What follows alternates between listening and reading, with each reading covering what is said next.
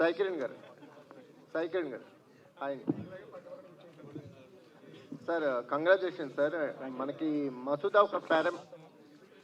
మసూదా ఒక పారామీటర్ని సెట్ చేసింది. అంటే ఎటువంటి ఎక్స్పెక్టేషన్స్ లేకుండా వచ్చి మంచి హిట్ అయిన తర్వాత ఈ సంవత్సరం పెండం అలాంటి ఎక్స్పీరియన్స్ అందించింది. అంటే మీకు చాలా లిమిటెడ్గా ఉంటుంది. మాకు హారర్ మూవీస్ చేసేటప్పుడు ఆడియన్స్ లిమిటెడ్గా ఉంటారు, బడ్జెట్స్ లిమిటెడ్గా ఉంటాయి. కానీ ఈ లిమిటెడ్ అనే దాంట్లోనే అన్లిమిటెడ్ సక్సెస్ని మీరు అందుకోగలిగారు. సో మీడియా వైపు నుంచి కానీ ఆడియన్స్ వైపు నుంచి కానీ day by day show by show response పెరుగుతుంది. మీడియా ఈ మధ్య కాలంలో ఒక చిన్న సినిమా కింద సపోర్ట్ చేయడం చూస్తాం, రివ్యూస్ పరంగా కానీ వీటి పరంగా కానీ. యాజ్ ఏ డెబ్యూ డైరెక్టర్గా ఎలా ఫీల్ అవుతుంది? థ్యాంక్ యూ సో మచ్ అండి. Thank you for your words. చాలా హ్యాపీగా ఉందండి. నేను ముందే అనుకున్నాను this film is not for everybody. So ఎవరైతే టార్గెట్ ఆడియన్స్ ఉన్నారో వాళ్ళు ఎంజాయ్ చేస్తున్నారు, విపరీతంగా ఎంజాయ్ చేస్తున్నారు. హౌస్ఫుల్స్ అవుతున్నాయి, థియేటర్లో అరుపులు, చాలా బాగుంది.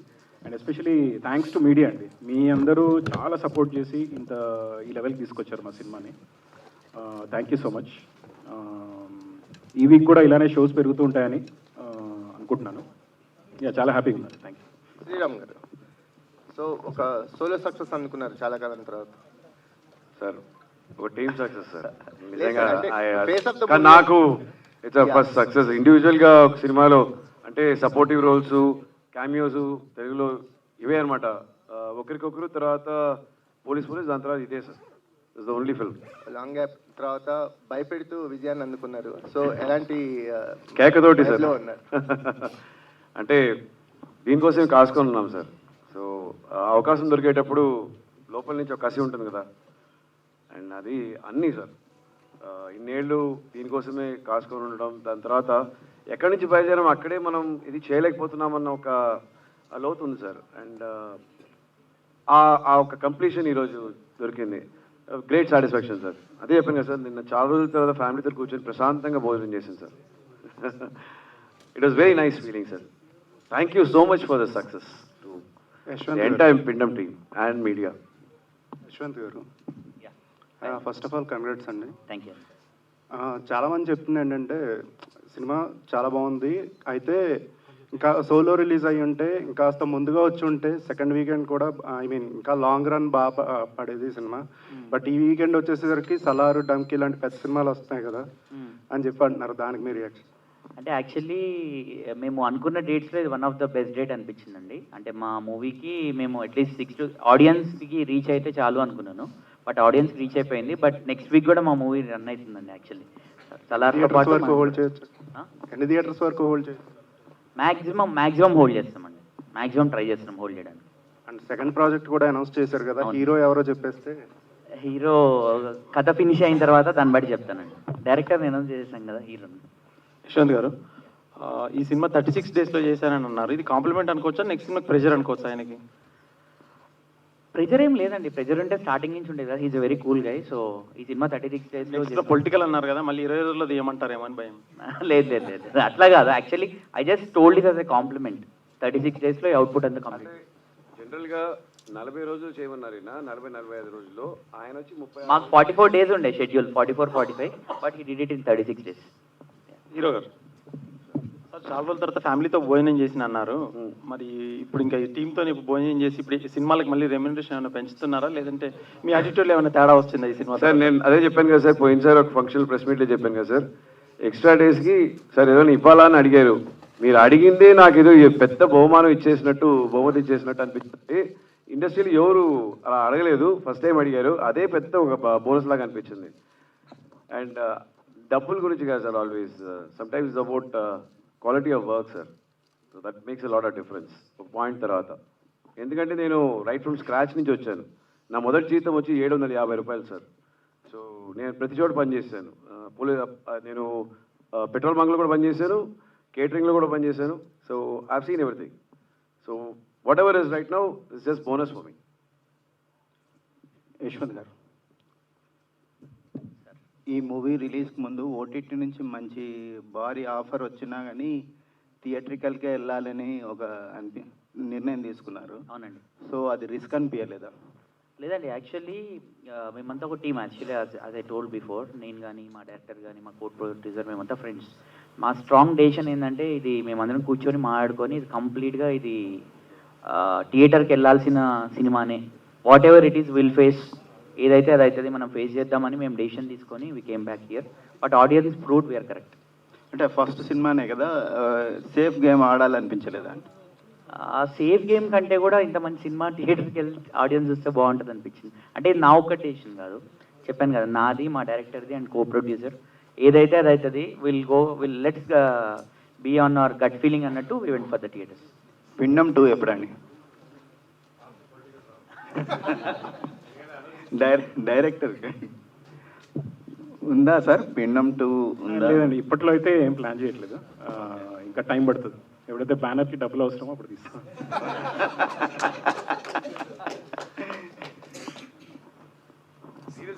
జోకి డైరెక్టర్ గారు, V3 ఛానల్ సురేష్ నా పేరు. సో ఫస్ట్ సినిమా ఫస్ట్ చెబుతుంటే హర్రర్ జోన్ నమ్ముకున్నారు కదా, అదే కంటిన్యూ చేస్తారా? లేదండి, నేను ప్రతి సినిమా వేరే జానర్ ఉండబోతుంది. నెక్స్ట్ అయితే పొలిటికల్ డ్రామా, దాని తర్వాత క్రైమ్ కామెడీ. ఎందుకు ఫస్ట్ ఇది చూస్ చేసుకున్నారు? ఇది ఫస్ట్ ఎందుకు చూస్ చేసుకున్నానంటే, నాకు హారర్ సినిమాతోనే ఎంట్రీ ఉండాలని ఉండే నాకు. ఎందుకంటే హారర్ సినిమాలో ప్రతి క్రాఫ్ట్లో మన స్కిల్ చూపించుకోవాల్సి వస్తుంది. చాలా చాలా పర్టికులర్గా, చాలా కీన్గా అన్ని అబ్జర్వ్ చేయాల్సి వస్తుంది. ఎందుకంటే ఇప్పుడు మీరు వాళ్ళు డ్రామా తీసుకున్నారనుకోండి, రియల్ లొకేషన్లో షూట్ చేసేయచ్చు. ఇప్పుడు హారర్లో సెట్ కంపల్సరీ ఉండాలి, సెట్ మన కంట్రోల్లో ఉండాలి. అలా చాలా ఆస్పెక్ట్స్ ఉంటాయి, అవన్నీ బాగా అనలైజ్ చేయొచ్చు. ఫస్ట్ మూవీకి మంచి ట్రైనింగ్ అనిపించింది అందుకు. సంఘటనలు ఏమన్నా చూస్ చేసుకున్నారా? మీకు ఏదన్నా తెలిసిన కథలు కానీ ఇట్లా మీరు ఓన్గా? లేదండి, ఫస్ట్ ఏం చెప్తున్నట్టే ఒక ఇన్సిడెంట్ బేస్ చేసుకొని, నల్గొండ జిల్లాలో జరిగిన ఒక స్మాల్ ఇన్సిడెంట్ బేస్ చేసుకొని దాని చుట్టూ కథ రాయడం జరిగింది. అలాగే మీరు అడిగిన క్వశ్చన్ కిందాక, దీంట్లో మీరు చూస్తే స్టంట్స్ చేసాము, విఎఫ్ఎక్స్ ఉంది, కాస్ట్యూమ్స్ 1990 చాలా డిఫరెంట్గా డిజైన్ చేసుకోవాల్సి వచ్చింది, క్యారెక్టరైజేషన్స్ కానీ.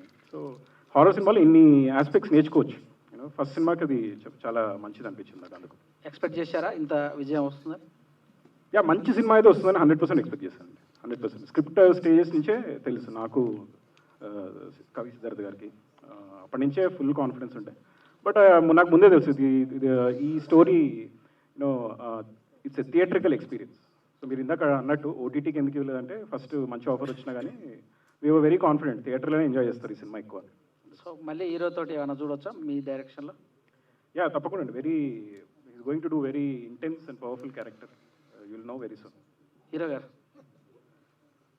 సో చాలా గ్లామర్గా ఉన్నారు అప్పటికి ఇప్పటికి. ఇలా మీద గెలికి అలా మాటలు తీసుకొస్తేనే మనకేంటో తెలుస్తుంది. మళ్ళీ మీరు కొత్త కథలు ఏమైనా చూస్తున్నారా? అవును సార్, రేపు యాక్చువల్లీ ఇక్కడ నుంచి షూటింగ్కే బయలుదేరాలి సార్. అక్కడ రాజేంద్ర ప్రసాద్ గారితో కొన్ని సన్నివేశాలు ఉన్నాయి. సో భయపెట్టే క్యారెక్టర్స్ ఎక్కువ చేస్తున్నారు మీరు. లేదు సార్, అలా ఏం లేదు సార్. దిస్ వన్ అలా అంటున్నారా? ప్రేమలో పడాలండి, కానీ అలాంటి కథలు రావాలి. నెక్స్ట్ కూడా ఒక థ్రిల్లర్, దాని తర్వాత ఐ థింక్ సంథింగ్ ఎల్స్, ఇంకోటి ఒక ఇంటెన్స్ రివెంజ్ డ్రామా, అన్నీ కొన్ని వేరే వేరే జానర్స్లో ఉన్నాయి. తప్పకుండా మీరు సాయి కిరణ్ గారు కూడా చూసారంటే, హారర్ తర్వాత ఈ doesn't want to do another horror. ఆయన ఒక పొలిటికల్ డ్రామాని వెళ్ళారు. అందరూ వేరే వేరే జానర్స్ ట్రై చేయాలనుకుంటారు. నాకు దీనిలో previous was a failure. So నాకేంటంటే this should be a success అనుకున్నాం. సో నౌ టిక్ అయిపోయింది horror. So not horror for some time. So first 700 తీసుకున్న రెమ్యునేషన్, మరి ఇప్పుడు ఎంతో చెప్పలేదు ఆ విషయం. 750 అది సార్, అది టెలివిజన్ సార్. ఇప్పుడు మీరు ఏదైనా మంచి లెక్క వేసేయండి. కానీ పెద్దగా వేసేయండి sir. Hi Sriram sir. Hi sir, congratulations. Thank you so much sir. Thank you sir, అయితే other night I was watching Prithviraj, Malayalam star Prithviraj interviews అనమాట. సో ఆయన సలార్ డెబ్యూ ఫిల్మ్ అనుకుంటారు అందరూ, but Police is his debut Telugu film actually. Yeah police.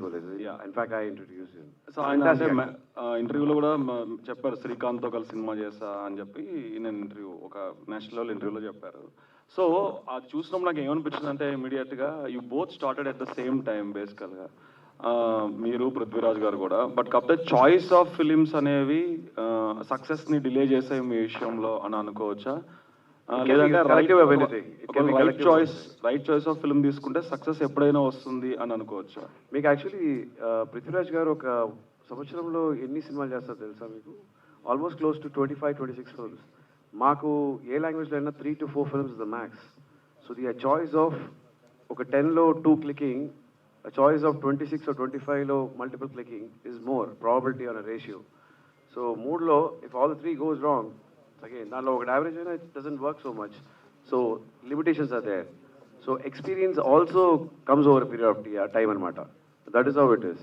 And in fact he is actually 4-5 years younger than me as well. But is talented. In fact Police చేసేటప్పుడు ఈ traded as డబ్బులతో కాదు, నేను నీకోసం ఇప్పుడు చేస్తాను, నేను అడిగేటప్పుడు నువ్వు చేయాలన్నారు. నేను అలానే ఆయన మలయాళంలో విలన్గా చేశాను, ఆయన తెలుగులో నాకు విలన్గా చేశారు. So you telling me it can be mixture of both collective. I'm not saying, I'm not blaming anything on everybody. It's also me choice. Yeah. Cool, sir. Hope you will carry this streak.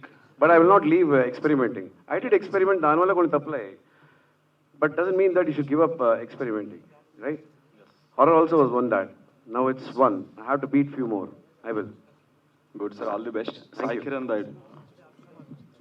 Sai Kiran garu, hi. అంటే film some పార్ట్స్లో I have issues. కొన్ని చోట్ల నాకు అంత ఎందుకో disconnect అయ్యాను నేను యాక్చువల్గా. అవన్నీ పక్కన పెడితే నాకు 2 మేజర్ డౌట్స్ ఏంటంటే, when you are dealing exorcism అన్నప్పుడు సెకండ్ హాఫ్లో అంటే ఏ మత గ్రంథంలో ఏ మంత్రాలు చదువుతుందంటే ఏమవుతుంది అనేది ఆ క్లారిటీగా అర్థం కావట్లేదు అనమాట. దే ఆర్ రీడింగ్ సంథింగ్ అది అనేది. అది అంటే క్లారిటీగా సెన్సార్ ఇష్యూస్ వాళ్ళు చెప్పలేదా, లేకపోతే అది మీరు చెప్పాలనుకోలేదా అలాగా? లేదు, సెన్సార్ ఇష్యూస్ వల్ల కొన్ని తీసేయాల్సి వచ్చింది, అందుకే అది అక్కడ క్లారిటీ మిస్ అయింది. కానీ మీరు చూసినట్టయితే ప్రతి లాంగ్వేజ్ ఎక్సార్సిజం మంత్రాలు పెట్టింది క్లియర్గా కాయిన్స్తోని క్లియర్గా ఎక్స్ప్లెయిన్ చేశాం కదా. ఆ ఎక్స్ప్లెనేషన్ అయితే definitely visually the clarity is there. And ఇంకో చిన్న డౌట్ ఏంటంటే, ఇది కొంచెం అమాచరిష్గా అనిపించవచ్చు మీకు, బట్ వాళ్ళందరూ ఫ్యామిలీ ఎక్కడైతే గోడ్స్ ఉన్నారో ఆల్రెడీ వేరే ఆ చిన్న బేబీస్ని వాళ్ళని పట్టుకుని ఆ కోడలు ఎవరైతే ఉంటుందో వాళ్ళు వాళ్ళ హస్బెండ్ని ఆ అత్తగారి గోస్ట్ని కూడా వాళ్ళే చంపేసి ఉండొచ్చు కదా, వాళ్ళు ఏదైనా చేసి ఉండొచ్చు కదా. అంటే గోస్ట్లు కొట్టుకోవా? లేదు, యాక్చువల్గా ఏంటంటే ఇంకొకటి ఏంటంటే ఈ కథలో 1930 అండ్ కరెంట్ టైం లైన్ క్లుప్తంగా చెప్పాము. మీ కంప్లీట్ స్టోరీ చెప్పింది ఓన్లీ 1990 స్టోరీ ఒకటే. The majority of the story 1930 and current time line క్లుప్తంగా చెప్పి వదిలేస్తాం. So it's incomplete. సో అంటే you want to take it to పిండం 2? అట్లేం లేదు, ఓపెన్ ఎండెడ్గా వదిలేసాము. పిండం 2కి యాక్చువల్గా స్ట్రాంగ్ స్టోరీ ఉంది, కానీ ఇప్పట్లో తీయదలుచుకోలేదు. సో అండ్ స్టేజ్ మీద లేరు రవివర్మ గారు, ఫ్యాబులస్ జాబ్ అండి. మన సినిమా చూసిన 3 days నుంచి మీరు నాకు ఫ్లాష్ అవుతున్నారు మైండ్లో. ఎక్కడ చూసినా టక్ మీ మీద వచ్చేస్తుంది, కొద్దిగా భయంగా ఉంది నాకు అది. Fantastic job sir. I wish to see you more from you. Thank you so much. All the best guys. Thank you so much. Thanks to media. And మనకి కొంచెం టైం తక్కువ ఉంది, సో ఎవరైనా క్వశ్చన్స్ మిస్ అయింటే I'm so sorry. Thank you so much once again. Media అందరికీ thank you so much once again. Team అందరికీ కూడా congratulations. So Kalahi media and ఆరోహిత్ దైదరా ప్రెజెంట్స్ మన పిండం సినిమా థియేటర్స్లో సూపర్ సక్సెస్ఫుల్గా రన్ అవుతుంది. సో ఇంకా ఎవరైనా చూడని వాళ్ళు ఉంటే హ్యాపీగా ఫ్యామిలీస్తో వెళ్ళి చూడండి, ఎంజాయ్ చేయండి. So this is